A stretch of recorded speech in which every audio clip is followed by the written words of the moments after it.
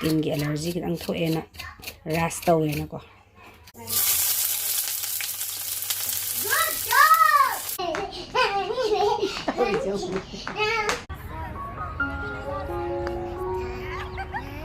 Hange chango ai hawgot pa ngamdre hange angang Leikai Yongchk lai da kaya gya Samagi ra ne ma yam phajai yenge an nga kokta ro nga kokta sa je hai ra ngasi je a ko ka sa to kui re na aya Yongchk ni maru phajai tuonge ya harawe pakna phangdam ni ko tuong ba ja aya chami mari ro ai de ahum ni lai re mari ne ai ma phare da as khara dum kano tawra male ko yum num da khara hong Yongchk as ai ka nga kokta ma ga Yongchk ma ga iron doi ro kai doi no iron jai ro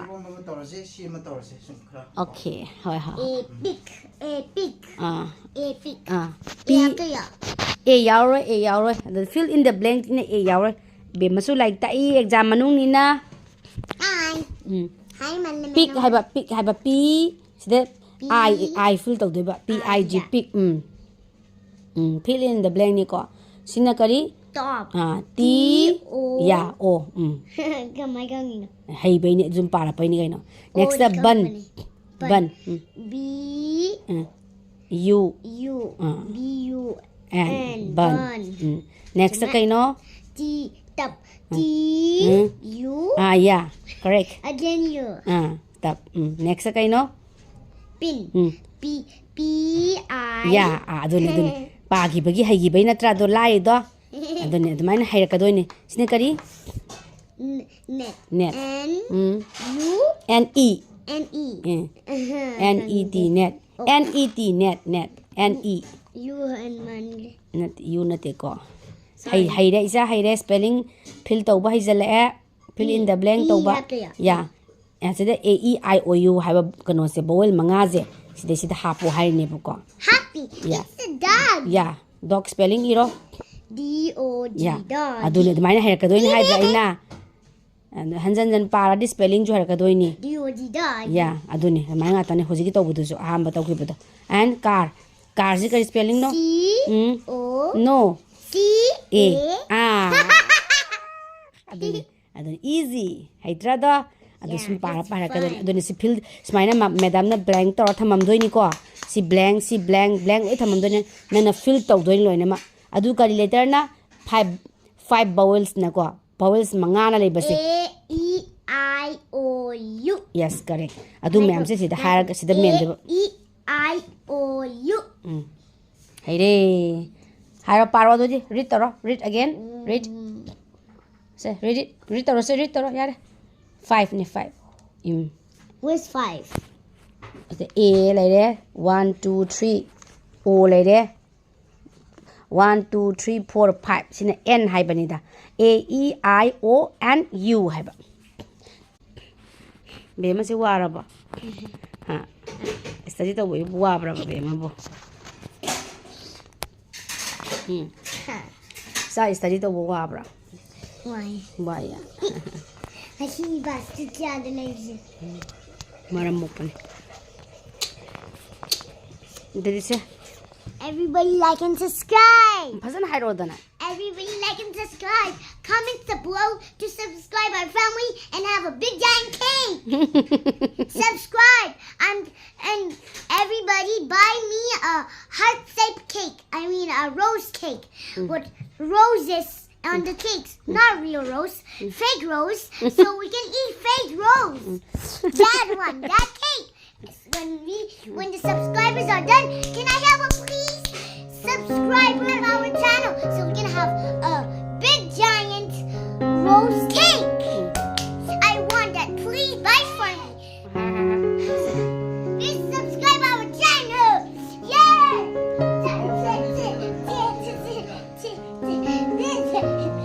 Please subscribe our Mommy Baba channel. Our family vlog. My viewers. Love you. Hai bane koi brooksing dia. Comments taro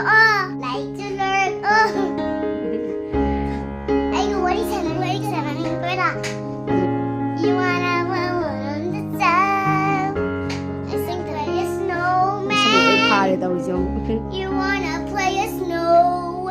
Wow. You wanna play a snowman? Wow, nó sao mà bố ba bà đấy bên mà. Is it love?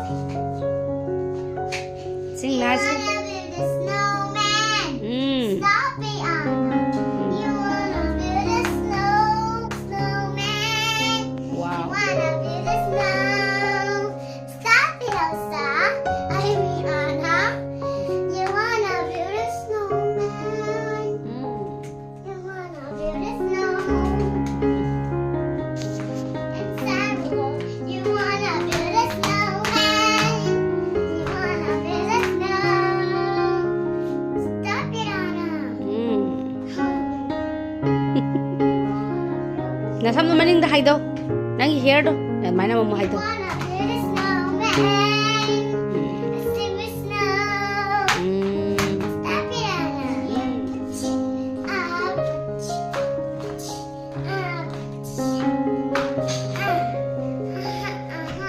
Don't you want me like go crazy? Don't you need me? I'ma need you now. Say it to my, you and like go crazy. And you just say, yes, me, yeah, da. Don't you want me like go crazy?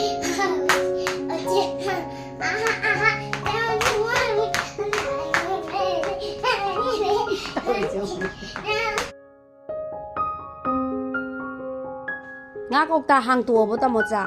Go and take bema bring tin fish. A picture do yeng ke. Si che how dai ne. Paro. Ab store se si bai ni. Wow, new mackerel. Mama, kiss and jello. Sea fish ne.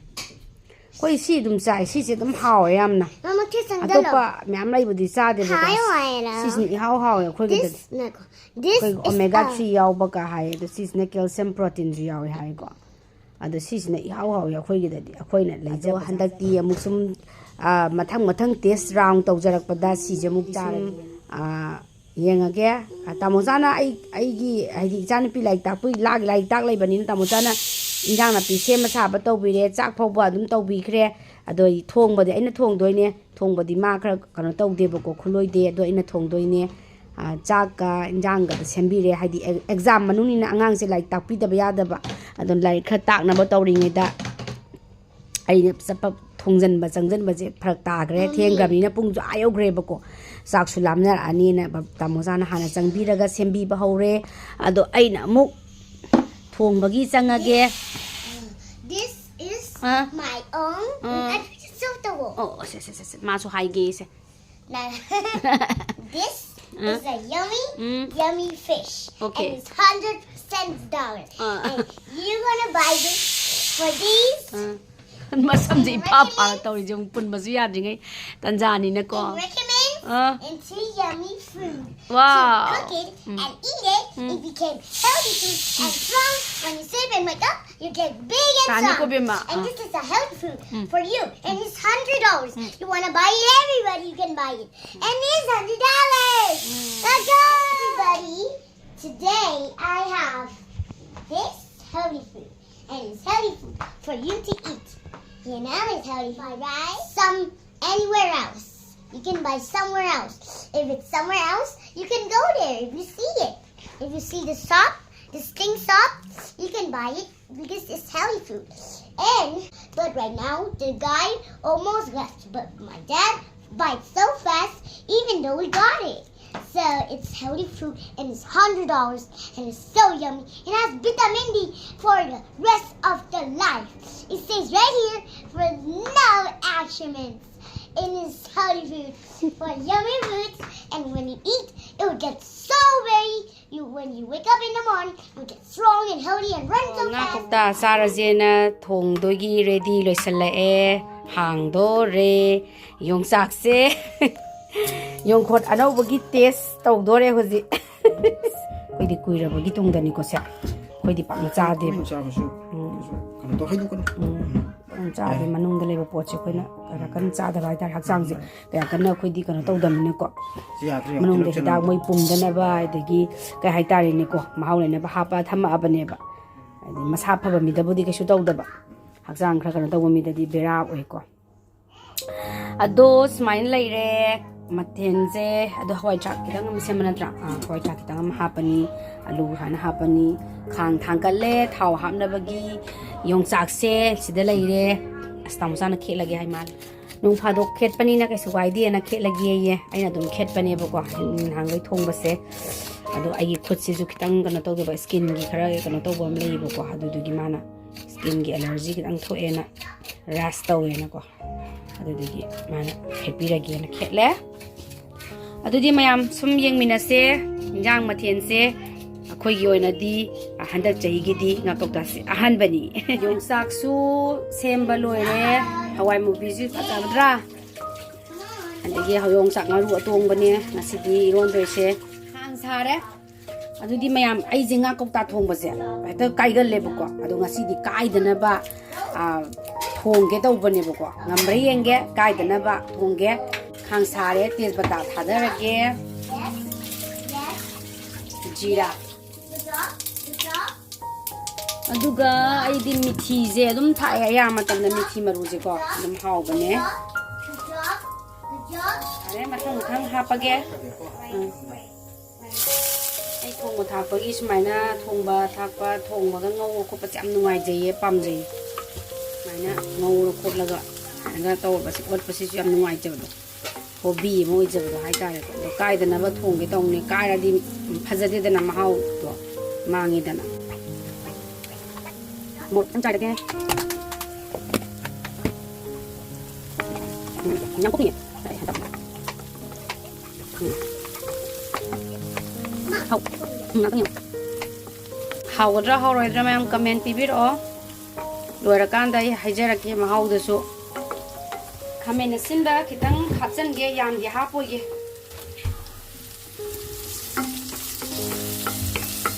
natang koppaga thammage nga kौता thongbasidi masagi nga asidi masagi mullaga already leiraga leirabanina ko thongiba potsida khoi kamena sinba hawai thrak alu ga je hana mullala kanda kona thakpa aige haitare ko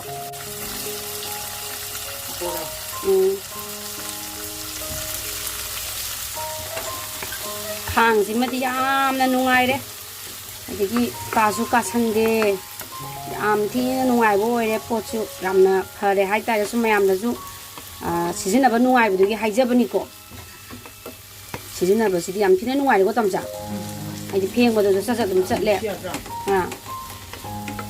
aduga sizinaba ju aidi kitang marang kain thong kan sumai thong ba jam nungai mahana sairage mana masing kai ka sing je khara jar mahau mutum changnaba khara pathaju pathanaba ko aduga meat masala siana kitang jaisalagi nga thalakpai da amu chaina ba ko kara kara mahau mathum je kara ka hana doina changhalaga amu nga du amu step ko amu changhal hoi ahum gi da nga kौता amna coffee ni adubo khara hena yamna cha je na haitare ko adum si kौता sama dum thongjalagi do kupsalla ngangtang thammage mayam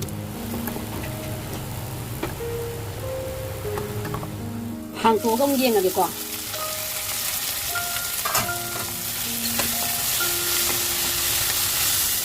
munbrana check haipetang tawjage khara mulap tawra kan nga je hapage aduna kitang sumaina koi thugara yang kan yare bako nga do hapa kan nga lo minera ka mutha pa yara ni sumaina thongje ai gina koina mayam ado sumaina thongbo khutong se dum tongan nabani na mai khutong su dum haiba mi dadi yam hang thongba mi phajana tawba lei belai ko tharage nga kौता je si sima dum loi thongdoge anu se ko kitang hangguk kisira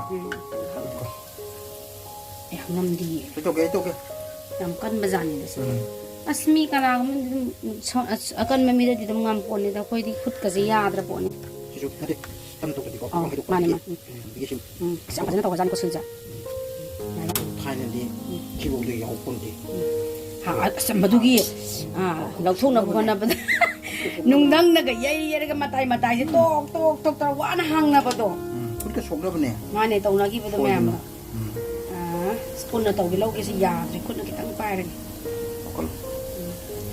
sawi ni matum sidi phasana space sidi yam phasana yawi na sidi ai di kai ram gadra kai na khan mina do boy phasana preserve to phasani ko do hai do Mahi kona thaki ki ngai ko. Hana de dang masa ta san de ai haina de ba ko. Masa de dang ta sel la ga ma chu tha ga ngak tang ngong mi na ki ge ba. Adu ga last ga hai di mahi tha pa mahi ha pa ya bi tan ja do. Adu do dum kan taw la ge. Lo khot pa nungai ta be khut na pai de me. Khut sa ji ha ma ko la ga chai sing di phung na ba na ga na ba na thong ni. Kai haning da ba gi ko pi se am ba ya ram bo ni tu. Pi se sau ra. Ha jam pha je. Ai kai da na ba na ne wa na thong ja na kai haning da ba ta. Hadi gom thak sel le. Adu di sem ba sa la ge cha na ba gi.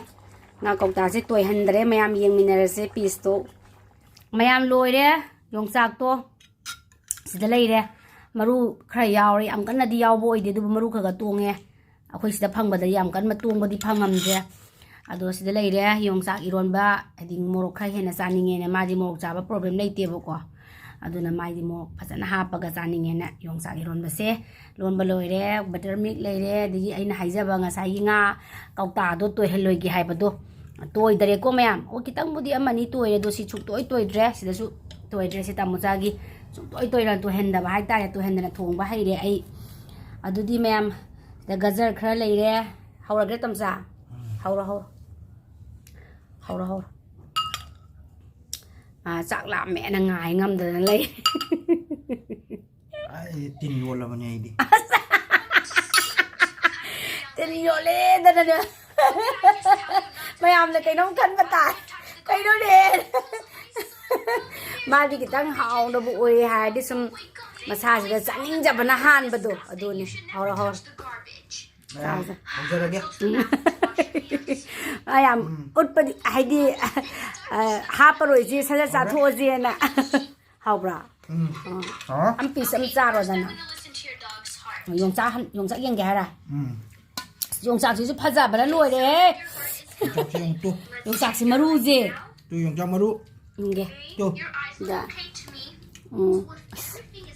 sa nào ima hoi na imoi nu gi thar ki ba da di maru yaw de ha sinju gi ne hauji siju yaw re hai ji am kan na te na tra adu hayeng March April ga di am phajana tonga ani ko adu ba ya re na di mayam kai nai ra si mathang gi blog tang ming minar si hai ra ga mayam sai da lo sanjarage chang phana ko kan nuai le mina je chang phara di loi nungai minare ko aduna sai da lo sanjarage Mathense ubada yamna phajare mayam aidi ngaure thamjarage loisanjarage bye